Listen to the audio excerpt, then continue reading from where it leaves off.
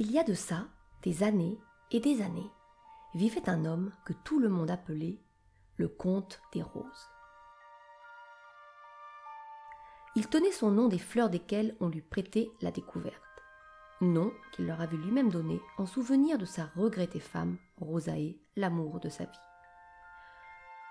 En réalité, il n'avait rien découvert du tout, puisque c'était elle qui lui en avait fait cadeau. À l'aube de leurs 17 ans de mariage, la femme du comte s'était mystérieusement éteinte dans ses bras, en lui offrant un ultime baiser. Rien qu'un seul, un tout petit rikiki, à moitié sur ses lèvres, à moitié sur sa joue. Il était empreint d'un souhait, le même qu'elle avait fait toute sa vie, qu'ils s'aiment encore et encore pour toujours. Alors, la trace rouge et chaude de son baiser se décolla de la joue du comte.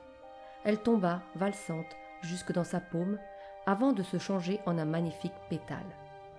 Quelques secondes plus tard, ce dernier avait laissé place à une fleur à nul autre pareille. Le comte la nomma tout de suite Rose, comme s'il y avait reconnu sa femme.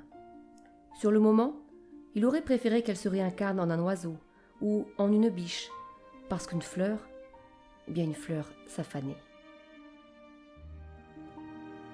Le comte fit planter des dizaines et des dizaines de roses pour ne jamais en manquer. Lorsqu'il était près d'elle, qu'il sentait leur parfum, qu'il embrassait leur corolle, il avait la sensation d'être à nouveau près de sa femme. Il éprouvait une sensation de paix infinie qui le comblait d'amour. Jamais personne n'avait vu quelqu'un d'aussi heureux.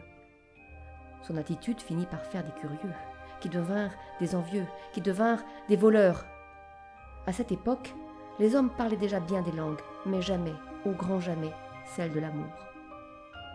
Depuis les côtes de France jusqu'aux montagnes de Chine, tout le monde voulait voir ces fleurs qui avaient le pouvoir de parler au cœur. Le comte maudissait quiconque osait s'approcher de ces rosiers.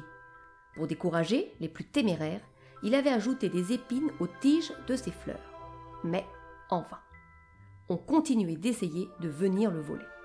Fou de rage, le comte se mit à monter la garde nuit et jour, à tel point qu'il finit par n'être plus qu'une bête hideuse et acariâtre.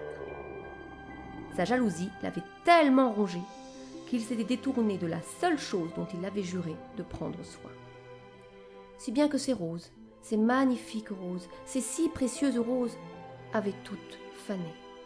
Pourtant, elles avaient eu tout le soleil qu'il faut et toute l'eau aussi.